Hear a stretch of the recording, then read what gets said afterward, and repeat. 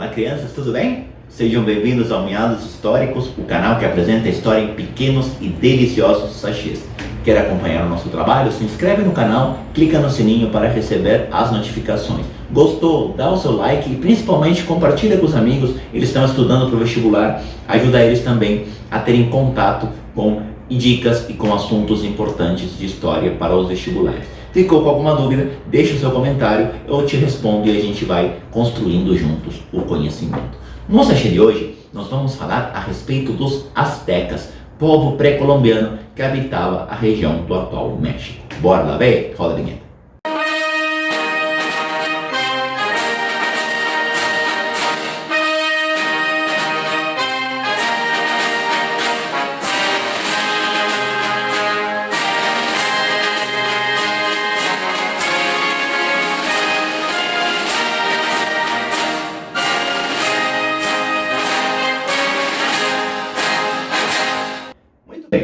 Por uma questão de ordem geográfica, nós vamos separar os três vídeos na seguinte ordem: os astecas primeiro, os maias depois e os incas por último. É claro que você pode ver na ordem que você quiser, mas nós estamos seguindo uma lógica geográfica de norte a sul, sim? Nesse caso, os povos mais ao norte foram os chamados astecas. Poderíamos dizer assim: gata, você não é asteca, mas você mexe comigo. Aham, certo? Nós estamos falando de povos que se localizavam no atual México. Tanto que se você olhar o nome deles, eles são chamados tanto de astecas quanto de mexicas, tá? Eu preciso te fazer um alerta. Essa igualdade que eu estabeleci aqui, ela é vestibulesca. Isso aqui não é tão real assim. Astecas e mexicas não são exatamente sinônimos. Daqui a pouco eu vou te explicar a diferença. Mas para fins de vestibular, você nunca vai encontrar uma questão que dê duas alternativas, uma asteca e outra mexica. O vestibular costuma usar como sinônimo, embora não seja exatamente sinônimo. Pois bem, vamos primeiro localizar essa galera no mundo. Quando a gente fala de astecas, eles vão se localizar no atual México, conforme o trocadilho infame que o tio acabou de fazer. Mas cuidado que não é no México inteiro. Os astecas se localizavam na região norte do México. Norte e até o centro da região do atual México, tá? E de todo o território tem uma cidade que era a grande capital do Império Azteca. A capital do Império Azteca era a chamada Tenochtitlan. Tenochtitlan, que nada mais é do que a atual Cidade do México, cidade que era a capital do Império Azteca. Essa cidade, só para você ter uma referência, ela tinha, à época da chegada dos espanhóis, mais pessoas do que tinha, por exemplo, em Portugal, à época da chegada do Cabral aqui no Brasil. Tá? Calcula-se que à época da chegada dos espanhóis, só em Tenochtitlan tinha entre 500.000 e 750.000 astecas. É óbvio que não tem um dado exato, mas assim, para aquela época, isso é um absurdo, gente. Tá? Quando a gente fala dos astecas, é muito importante que você guarde o seguinte: eles têm um sistema de organização, que a gente vai chamar de Calpulli, certo? O que são esses Calpulli? Basicamente, eles são comunidades, tá? E essas comunidades são comunidades que se notabilizam pelo fato de serem comunidades com certa noção de igualdade. São comunidades razoavelmente igualitárias, certo? Talvez a coisa mais parecida que você estudou com isso sejam os gênios da Grécia. A ideia é que a terra era coletiva, certo? Então, essas comunidades, elas eram uma unidade social, tá? Só que essas comunidades igualitárias que eram então uma unidade social, elas estão, e isso é muito importante que você guarde, elas estão ligadas a um governo central. Ligadas a um governo central. Nicolás, o que é esse governo central? Esse governo central, ele está nas mãos de um imperador, que é considerado uma divindade. Imperador que é considerado uma divindade, a gente chama de teocracia, tá? Só que aqui aparece uma característica muito importante dos astecas. Qual? Essa noção de divisão ligada a um governo central. Se a gente fosse usar um termo mais atual, os astecas, e principalmente um termo mais europeu, os astecas têm uma noção que a gente pode aproximar com a ideia de federalismo, a ideia de uma autonomia ligada a um governo central. Tudo bem? Os astecas, de acordo com os relatos europeus, eles tinham essa noção lá no século, até pelo menos o século XVI. Até aqui tudo bem?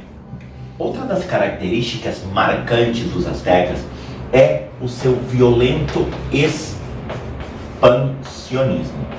Os astecas eram fortemente expansionistas. Sim? Eles desenvolveram guerras basicamente com todos os seus vizinhos, com todos os povos que habitavam ao seu redor. Mas aqui tem um detalhe bem interessante e que precisa ser avaliado com muito cuidado.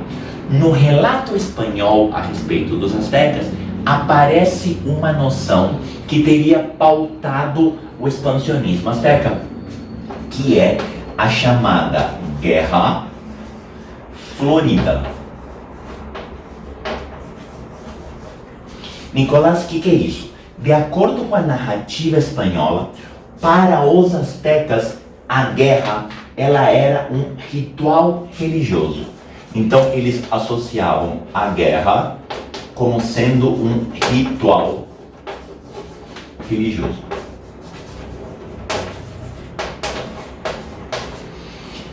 Ou seja, para os astecas, a guerra deveria agradar aos deuses, certo?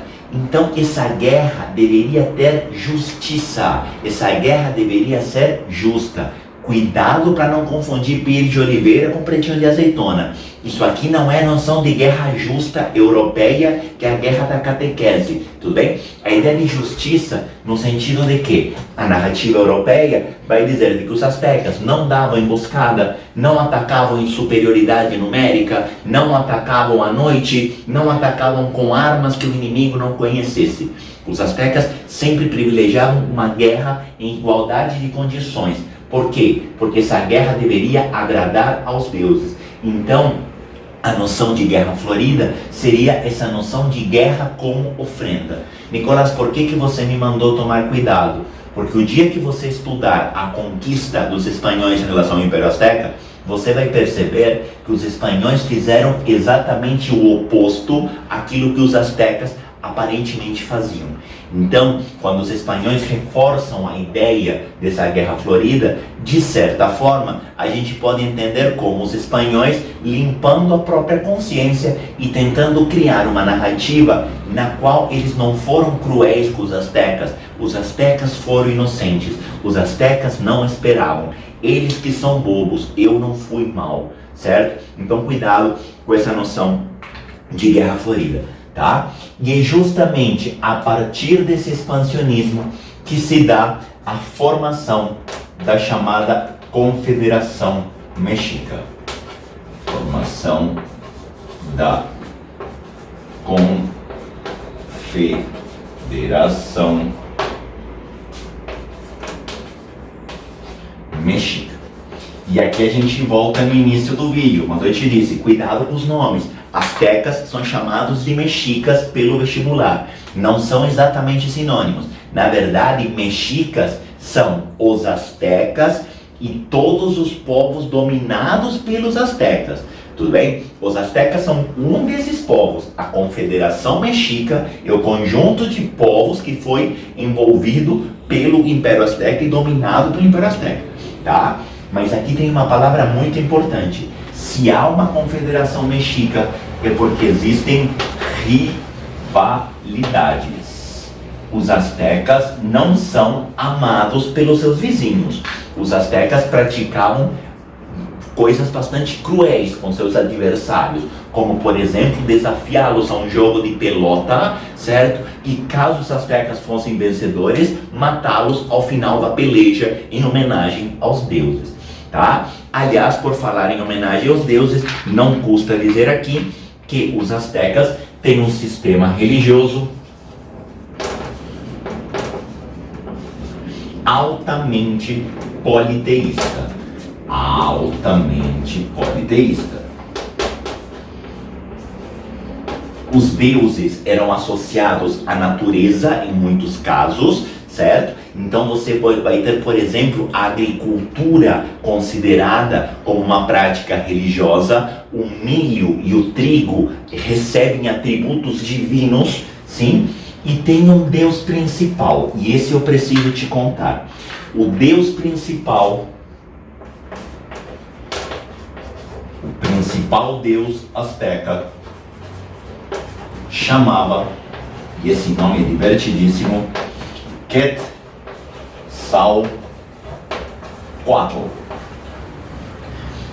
Quetzalcóatl é uma lenda a respeito dos astecas que os espanhóis criaram.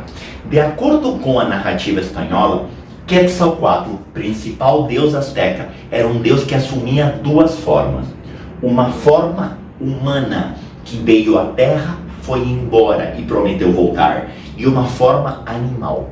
A forma animal seria uma serpente cheia de plumas, uma serpente emplumada, certo? A biologia pira nessa hora. Mas eu quero que você repare nessa história da forma humana de Quetzalcóatl. Um deus que tem uma forma humana, que veio à terra, foi embora e prometeu voltar. Você não consegue sentir um baita cheiro de água benta nessa história, não?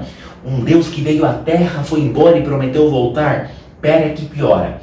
Esse Deus, fisicamente, seria alto, ruivo, de olho claro, cabelo comprido e barba. Eu acho que eu já vi. Você percebe que a narrativa espanhola descreve esse Deus que veio à terra, foi embora e prometeu voltar? Muito parecido com as descrições europeias de Jesus? E pior, quantos mexicanos você conhece altos, ruivos, de olho claro, cabelo comprido e barba? Você percebe que os rasgos físicos desse Deus são claramente europeus? Não fazem parte do cenário da América Latina, certo? Ou seja, não é que estou dizendo que é tudo mentira, mas estou te mandando olhar com muito cuidado. Até porque, quando os espanhóis chegarem, coincidentemente, o colonizador espanhol vai ser exatamente desse jeito, tá? Última coisa importante em relação aos astecas. A região do Império Azteca ofereceu à Espanha algo que os espanhóis vieram buscar. A região do Império Azteca era muito rica em minas de prata. Foi muito grande a exploração da prata no Império Azteca. Exploração da prata. Os astecas se notabilizaram pela produção de joias, os astecas se notabilizaram pelo uso da prata e os espanhóis piraram com a quantidade de prata que encontraram no Império Azteca, até porque isso satisfazia as ambições metalistas europeias do século XVI. Beleza? Fica com a gente vai continuar falando da América pré-colombiana nos próximos vídeos. Tchau, tchau, obrigado, até o próximo.